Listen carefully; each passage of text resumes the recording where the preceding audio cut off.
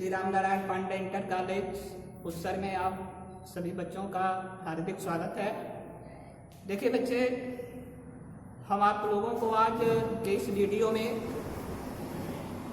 संसाधन का जो वर्गीकरण किया गया है, इस वर्गीकरण को बताएंगे। वर्गीकरण मीन्स होता है बंटवारा।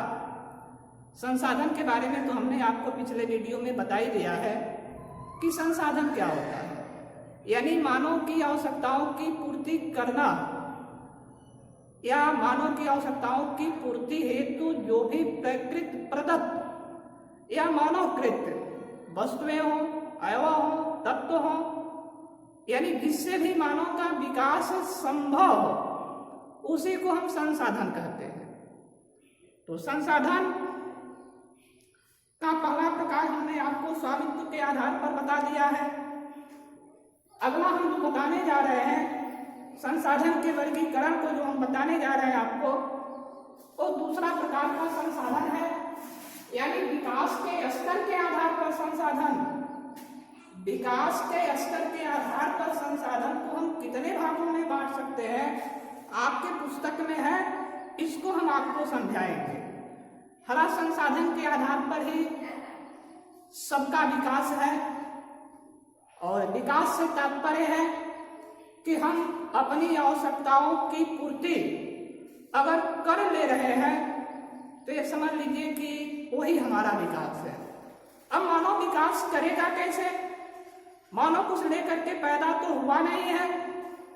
इसी भौगोलिक परिप्रेक्ष्य में ही, भौगोलिकता के अंतर्गत ही, हालांकि भूगोल के जनक हिकेटियस ने साफ शब्दों में कह दिया है कि भौगोलिक दशाओं के आधार पर ही मानव का जीवन निर्धारित है, और उसी के आधार पर वह अपने सारी प्रक्रियाओं को पूरा करता है।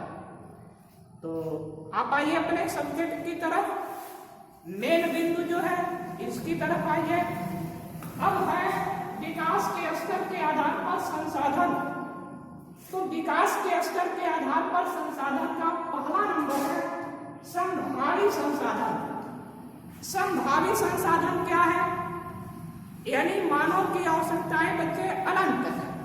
बिल्कुल सही है। तो मानव की आवश्यकताएं अनंत हैं, और प्रकृति के अंदर भौगोलिक क्षेत्र में ऐसे तमाम बहुमूल्य तत्व हैं। लेकिन अफसोस, हम अपने ही देश को लेकर के, अपने देश का हम उदाहरण दे रहे हैं आपको। हमारे यहाँ मान लीजिए सोना निकलता है कर्नाटक से, कोलार की जो खान है, लेकिन सोना और भी जगह निकलने की संभावना है, लेकिन संसाधन नहीं हमारे पास है। हमारे पास यंत्र नहीं है, प्रौद्योगिकीकरण की व्यवस्थाएं नहीं है, अभाव है। तो संसाधन तो है, लेकिन संभावी संसाधन उसे हम कहेंगे है तो, लेकिन हम उसका उपयोग नहीं कर पा रहे हैं। हमारे पास व्यवस्था नहीं है, हमारे पास तकनीकी नहीं है। अन्यथा भारत में तमाम ऐसे अभी अनभिज्ञ स्थान हैं जहां से तेल भी निकल सकता है, कोयला भी निकल सकता है, तांबा लोहा भी निकल सकता है, लेकिन सिर्फ हम संभावना के आधार पर उसे ऐसा कहते हैं। हम संभावना व्यक्त करते हैं कि हाँ वास्तव में होगा वहां, लेकिन हम तकनीकी आधार पर फेल हैं। ऐसे में जो है हम उस संसाधन का उपयोग नहीं कर पा रहे हैं। इस तरह का जो संसाधन है, उसी संसाधन को हम संभावी संसाधन कहते हैं। अगला क्या है? विकसित संसाधन। विकसित संसाधन क्या है बच्चे? वह संसाधन जिसके आधार पर हम अपनी समस्त प्रक्रियाओं को चला रहे हैं, हम अपनी समस्त आवश्यकताओं की पूर्ति कर ले रहे हैं। विकसित संसाधन वह संसाधन कहलाता है जिसके आधार पर हमारा विकास रनवे पर है, यानी दौड़ लगा रहा है, जैसे पेट्रोलियम, कोयला, लोहा, सोना, तांबा, पीतल, नमक इत्यादि इत्यादि अनेक एग्जाम्पल हैं बच्चे। तो इस तरह जिन संसाधनों का उपयोग हम कर रहे हैं, जिनके रहमो करम पर हमारे राष्ट्र का विकास हो रहा है, ऐसे संसाधन को हम विकसित संसाधन कहते हैं। आपको समझ में आ जाना चाहिए कि संभावी संसाधन वो संसाधन है कि हम संभावना व्यक्त करते हैं किसी गांव में यह प्राप्त किया जा सकता है, यह निकल सकता है, लेकिन हम उसका उपयोग नहीं कर पा रहे हैं, वो संभावी संसाधन है। विकसित संसाधन कोयला, तेल, पेट्रोल, लोहा, सोना, तांबा, पीतल जो हम उपयोग में ला रहे हैं, यह संसाधन विकसित संसाधन है। इसके बाद तीसरा है भंडार। ये भंडार क्या चीज है?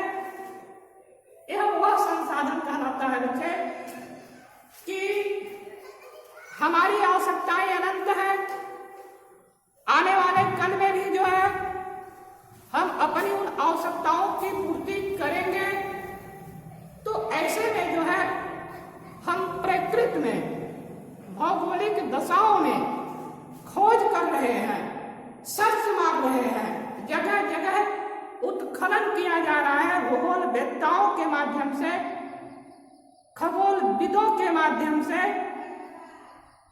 सर्वेक्षणकर्ताओं के माध्यम से भौगोलिक क्षेत्रों का उत्खनन करके हम संसाधनों का पता करने में जुटे हुए हैं, ताकि आने वाले कल में अगर हमें संसाधनों की आवश्यकता ज्यादा पड़ रही है तो यह संसाधन हम इकट्ठा करके, भंडारण करके या असंभावी व्यवस्था के माध्यम से उसे रख सकें। यह भंडारण कहलाता है। अगला है संचित कोष।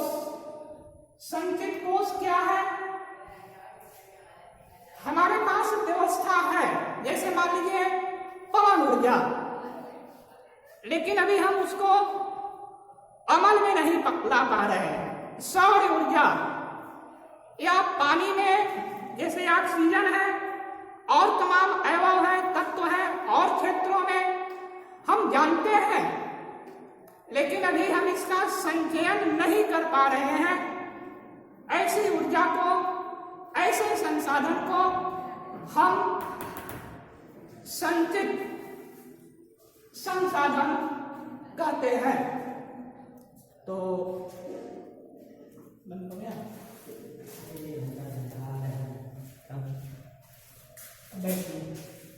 कहाँ बंद थोड़ी हुआ है?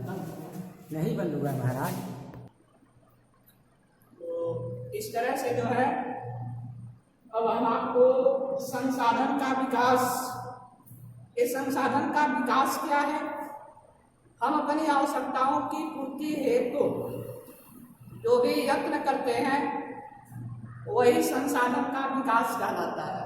मानव एक आक्रांता प्राणी है, यह प्रकृति का इतना दोहन करना शुरू कर दिया, दोहन करने की वह प्रक्रिया ही विकास कहलाने लगी। अर्थात भूमि का दोहन, जल का दोहन, वनों का दोहन, या आप ये कह सकते हैं कि भौगोलिक क्षेत्रों के समस्त स्वरूपों का मानव ने खुलकर अंधाधुंध तरीके से उपयोग करना शुरू कर दिया। ये उपयोग करने की जो प्रक्रिया है, इसी को हम विकास कहते हैं। तो आइए आप, अर्थात संसाधन का विकास क्या है, इसे हमने आपको बताया। अब आप संसाधनों के विकास को किस आधार पर समझेंगे, तो संसाधनों का विकास शब्द जब मानव के सामने आया तो उसने पहला एक व्यवस्था बनाया जिसे हम सतत पोषण विकास के नाम से जानते हैं, अर्थात संसाधन के विकास को हम सतत पोषण विकास के माध्यम से समझने की कोशिश करेंगे। तो ऐसी स्थिति में बच्चे यह प्रक्रिया शुरू कब हुई, यानी सतत पोषण विकास की अवधारणा मानव समाज में आया कब?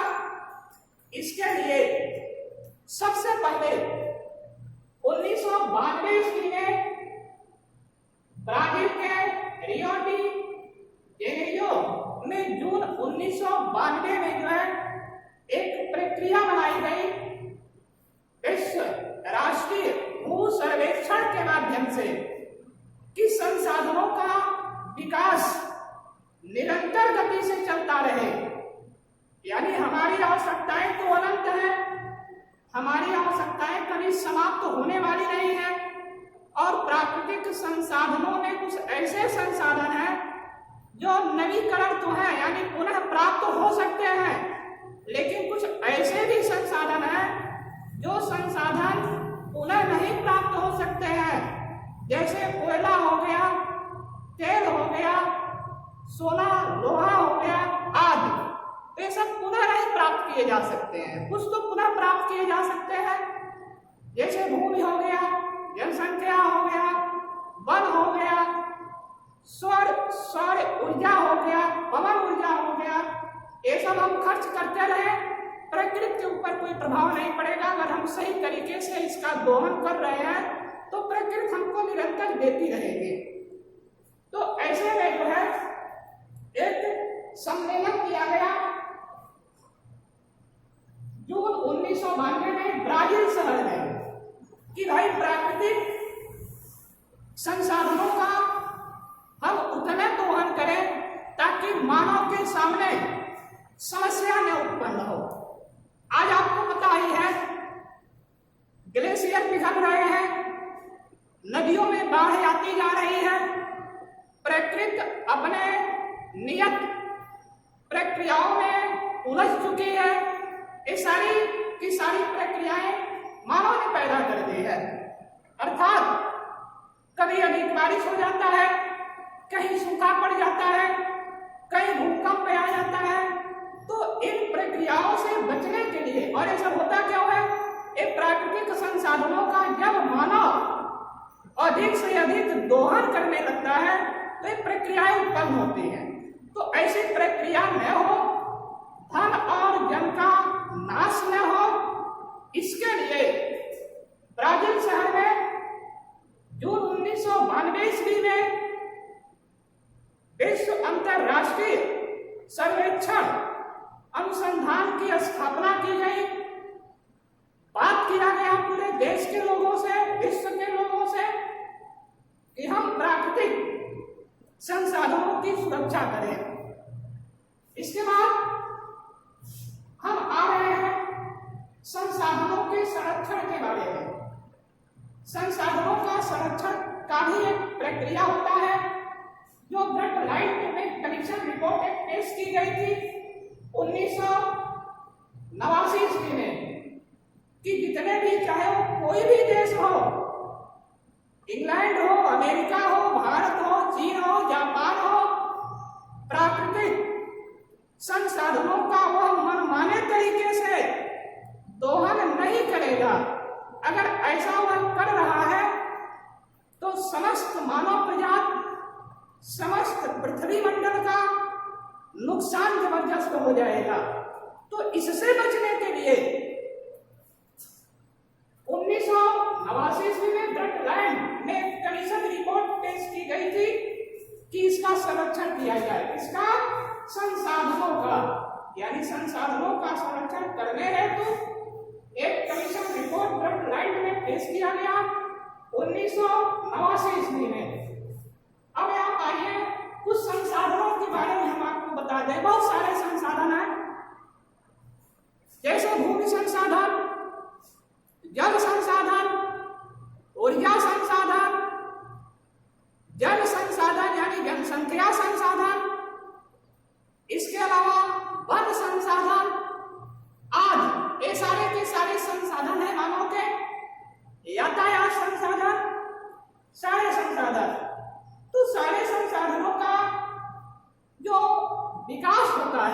सारे संसाधनों का जो उपयोग होता है वह उपयोग मानव अपने हित में करता है।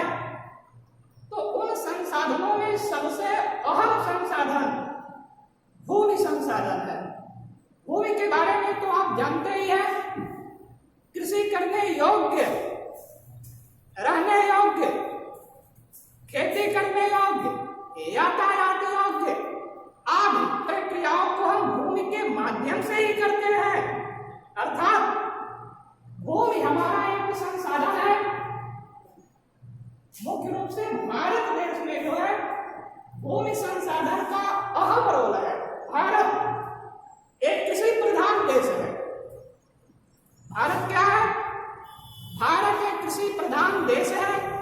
हाँ, यह आप अलग अपने अंदर सोच सकते हो कि भारत एक कृषि प्रधान देश है, लेकिन यहाँ सबसे ज्यादा परेशान, सबसे ज्यादा शोषण अगर किसी का होता है तो किसानों का होता है। तो यह हमारी सरकारी मशीनरियों की कमी है, हमारे व्यवस्थाओं में कहीं न कहीं खोट है। लेकिन फिर भी आप ये कह सकते हैं 70% से अधिक जनता आज भी हिंदुस्तान में जो है खेती पर निर्भर है। तो भूमि संसाधन का सबसे अहम रोल खेती करना भी है, यातायात है। भूमि से ही हमें तमाम प्राकृतिक खनन वस्तुएं प्राप्त होती है, जैसे लोहा, सोना, कोयला, तेल, अभ्रक, जस्ता, पीतल, तांबा इत्यादि इत्यादि। तो भूमि का अहम एक रोल है। भूमि हमारा एक अहम संसाधन है। प्रायः भारत में जो है भूमि संसाधन का जो क्षेत्रफल है 32,87,263 हेक्टेयर क्षेत्र में हमारा यह भूभाग फैला हुआ है, जिसमें 92% भूभाग का हम लोग प्रत्यक्ष अप्रत्यक्ष रूप से उपयोग भी करते हैं। तो भूमि है क्या चीज? भूमि एक प्रकृति प्रदत्त व्यवस्था है, जिस पर हम अपनी आवश्यकताओं की पूर्ति करते हैं। भूमि संसाधन के अंतर्गत इसकी क्या विशेषता है? भूमि की विशेषता क्या है? भूमि है क्या चीज? तो सबसे पहले आप आइए, भूमि का सीमित क्षेत्र है। भूमि क्या है? भूमि का सीमित क्षेत्र। सीमित का मतलब कम। सीमित का मतलब होता है कम क्षेत्र में भूमि फैला हुआ है।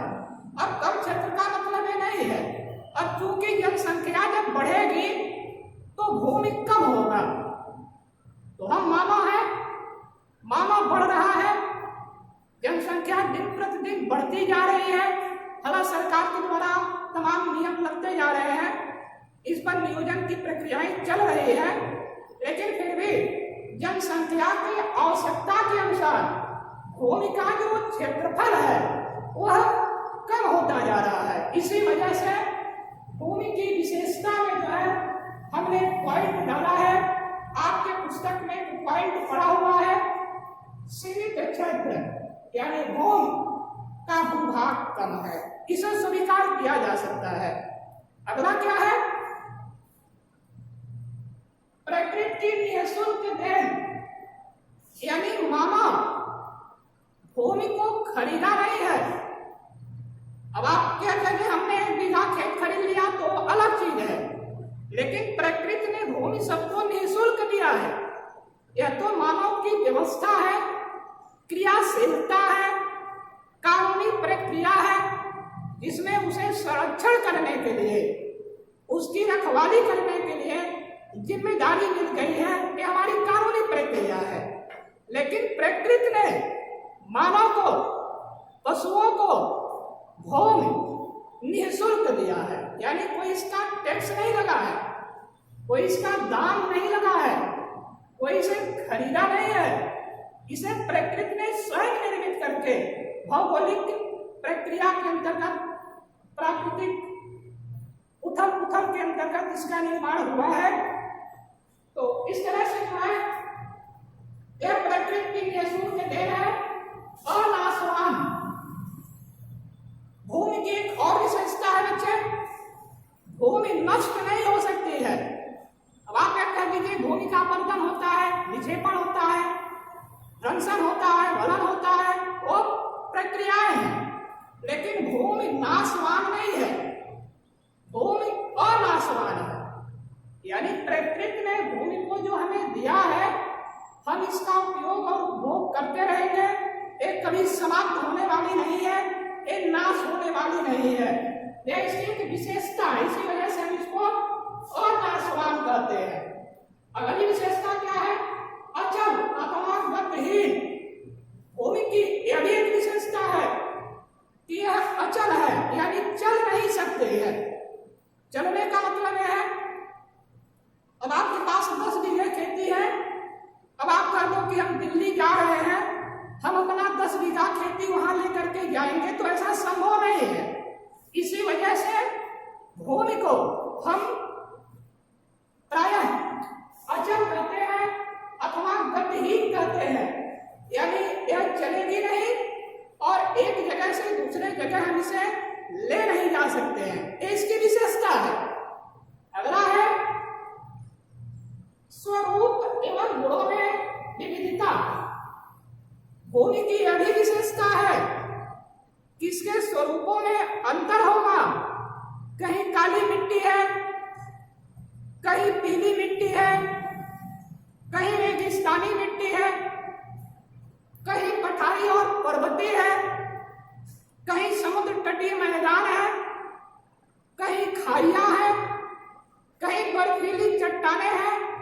अर्थात भूमि का स्वरूप अलग अलग है। एक ही देश में अलग अलग तरह के भूमियों का वर्गीकरण आपको बताया जाता है, पढ़ाया जाता है। तो भूमि का वर्गीकरण अलग अलग है, भूमि का स्वरूप अलग अलग है, ये भूमि की विशेषता है। इसके अलावा गुण भी उसके अलग है। कहीं गेहूं पैदा होता है, कहीं कपास पैदा होता है, जैसे मान लीजिए दक्षिण भारत में हो गया, काली मिट्टी है तो कपास पैदा होता है, दोमट मिट्टी है तो गेहूं और चावल पैदा होता है, पहाड़ी मिट्टी है, पथरीली मिट्टी है, पर्वतीय मिट्टी है तो चाय पैदा होता है,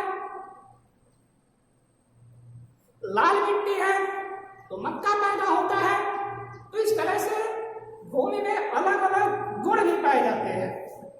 अगला और अंतिम है बहुउपयोगिता, यानी भूमि की उपयोगिता। आप खुद स्वीकार कर सकते हो कि भूमि की क्या उपयोगिता है। बिना भूमि के मानव का कोई भी विकास कदापि संभव ही नहीं है। अर्थात भूमि के आधार पर ही मानव के समस्त विकास का ताना बाना चलता है।